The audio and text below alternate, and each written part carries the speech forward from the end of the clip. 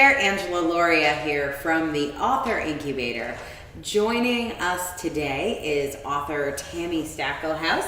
She is the author of Take Back Your Life, Find Hope and Freedom from Fibromyalgia, Symptoms and Pain.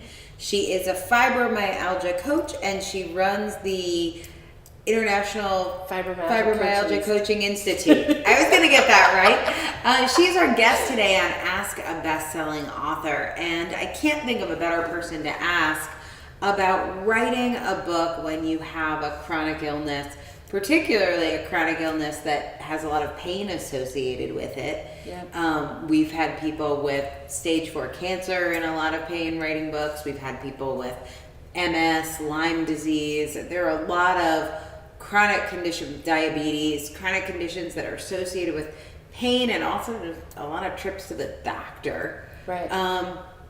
That frankly are a pretty good reason not to write a book. If you wanted to give that as a reason, everyone would be on board with that. So Totally. Give us some tips, some tricks, some heartfelt advice. How do you write a book when you have a chronic illness? I think you write it excuse me, I think you write it the same way anybody else does. Except that we have to be a lot more careful about the choices that we make. Fibromyalgia is, like, as you said, it causes a lot of pain. It also causes fatigue, bad sleep, but the biggest one that in terms of writing a book is brain fog. So not being able to think. So, maybe my energy's good, maybe my pain's okay, but I just can't think well enough to put two sentences together, right? So with a chronic illness, I really believe that life is all about choices. And it is for everybody, only we have to be conscious about it. So the choice then becomes, how important is writing my book? Is writing my book more important than having lunch with friends? Because maybe I can't do both. And so for me, when I wrote my first book, I knew the writing process was only going to be about 3 or 4 weeks, that really intense part. And so I chose not to do the extra stuff. So I pared back to just the really important things. So obviously, being with my family, that stuff being important. I had a networking meeting that I went to every week that was important to me. And I wrote my book. And I took care of myself. I still had my acupuncture and my massage and all of that other stuff, because without that, brain fog, pain, I have to keep me going, right? But knowing that I'm making that conscious choice for that short period of time totally made it schedule the self-care stuff first. Like, do you know I'm gonna get a massage and I'm gonna get acupuncture, and like before I'm gonna spend these hours writing my book or coaching my client? Yes, I actually, Wednesday's my self-care day, and that's like all the time. So I have my massage, my acupuncture. It's every Wednesday. That's the day I totally take care of myself. Nothing else gets scheduled that day. I don't write that day. I don't work with clients that day. I don't do anything else that day. Same thing with like family stuff, weekends, or when my family stuff. So writing was just not going to happen then. No.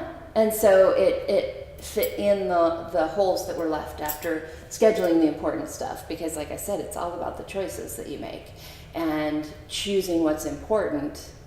And you have the, like, even when you're going through the schedule of like, okay, weekends with family, Wednesday is me day, like here are my writing days, that all presupposes that your disease or your condition is like in check. Mm-hmm. But what if you don't know when you're going to feel good or when you're going to have a good day or a bad day? What if you don't know how you're going to feel and when? Yeah, that can be really challenging. Fibromyalgia is one of those that's, for a lot of people, you wake up and today's going to be a bad day. And some of it you just kind of have to be willing to roll with the flow, right? Because if you stress out about it, all that does is make it worse. Right? So if today is a day that I don't feel good, then don't try to write. Don't try to do all those things. Today is a day to relax, take care of yourself. So if you layer in shame and beating yourself up, oh yeah, that doesn't get the book done? Have you tried that? I've been experimenting with it for 43 years or so. You might want to see if it works for you. Exactly. And with a lot of these chronic illnesses, stress actually makes our symptoms worse. So getting in that place of, oh my gosh, I have to do this, I'm supposed to write today and I can't, that just actually makes it more likely that you're not going to be able to write tomorrow too. Right. So being able to go with the flow, and with my schedule, one of the things, my illness is pretty stable, so I was able to plan pretty well, but I also scheduled more days than I actually needed. So I knew I really only needed about 2 days a week, 2 writing blocks a week to get what I needed to done, but I scheduled 4.